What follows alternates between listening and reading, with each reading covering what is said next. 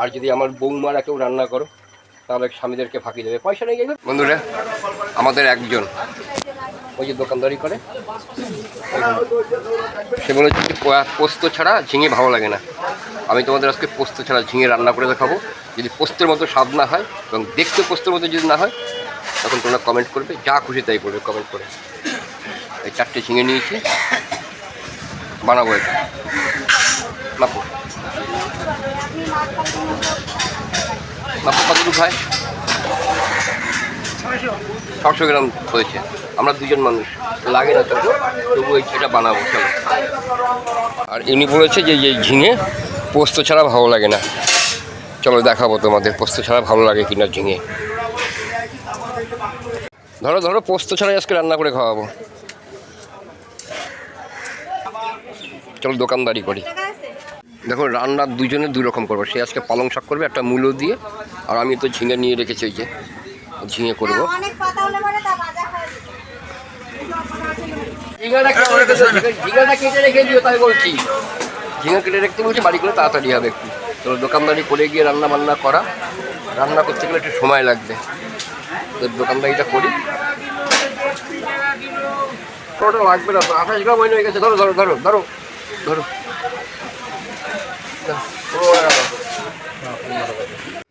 বন্ধুরা, বাজার থেকে বাড়ি চলে এসেছি। চ্যালেঞ্জ তো নিয়েছি, দেখেছো তোমরা, শুনেছো বাজারে। দেখি সেই চ্যালেঞ্জ পূরণ করা যায় কি না। চলো, একজনকে কেটে রাখতে বলেছিলাম, কেটে রেখেছে ঝিঙে। দেখো ঝিঙে কেটে রেখেছে, দেখেছো, আর ওই আলু পাতলা করে কেটে রেখেছে। চলো এবার এই মশলাটা বানাই। এর মশলাটাই হচ্ছে আসল, পোস্তের মতো লাগে কি না। চলো মশলাটা বানানো যাক। তার আগে আমি ঝিঙেটা ভেজে নেবো ঝিঙেটাকে।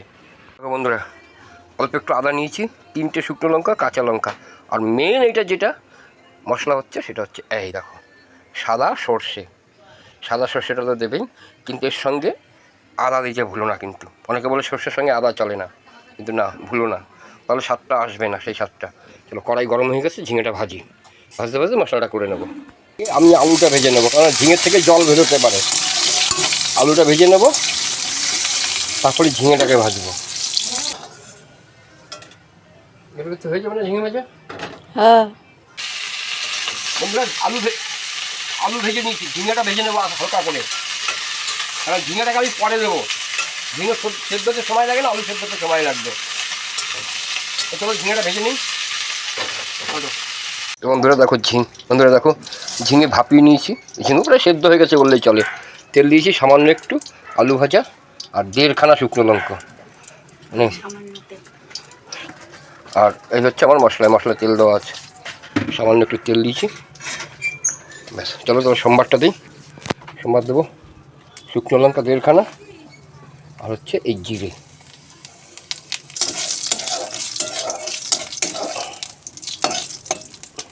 আমি মশলা করে রেখেছিলাম, সেটা এখন দিয়ে দেবো। এতে জল দিয়ে একটু ধুয়ে দেবো এটাকে। আলুটাও মশলার সঙ্গে এখন দিয়ে দেবো। ঝিঙেটাকে একটু পরে দেবো।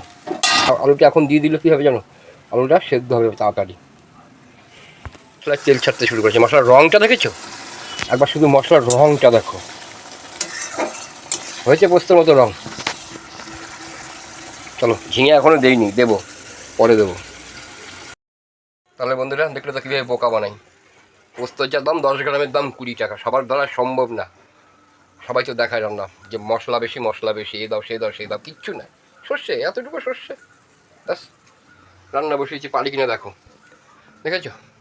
তো চলো, এখনও ঝিঙে দেইনি, আমি দেবো ঝিঙেটা।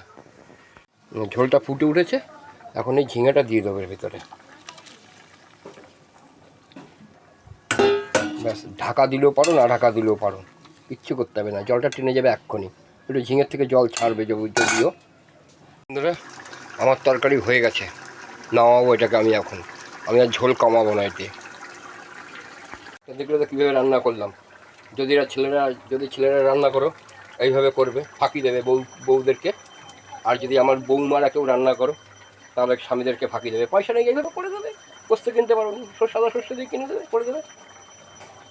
দেখেছো, আমার বৌমাদের বলছে এইভাবে করে দেবে। চলো এটা তরকারিটাকে আমি নামাই এখন। দেখুন আমি নিচে তরকারিটা দেখেছো, রঙটা কেমন হয়েছে তাই বলো। ঠিক তোমরা এইভাবে রান্না করবে, যেভাবে দেখালাম সেভাবে রান্না করবে। মশলাটা কোনো ব্যাপারই না, কিন্তু মশলায় আদা দিতে, যে সাদা সর্ষেতে আদা দিয়ে ভুলবে না, আদাটা দিতে কখনো ভুলবে না। তো বন্ধুরা দেখলো তো কীভাবে রান্না করলাম। আজকের ভিডিওটা এই পর্যন্তই, দেখা হচ্ছে পরের একটি নতুন ভিডিওতে। ততক্ষণের জন্য সবাই ভালো থেকো, সুস্থ থেকো। হ্যাঁ, পরের ভিডিওটা কী নিয়ে রান্না করবো, কী বানাবো একদম কম খরচে, তা কমেন্ট করে অবশ্যই জানিও।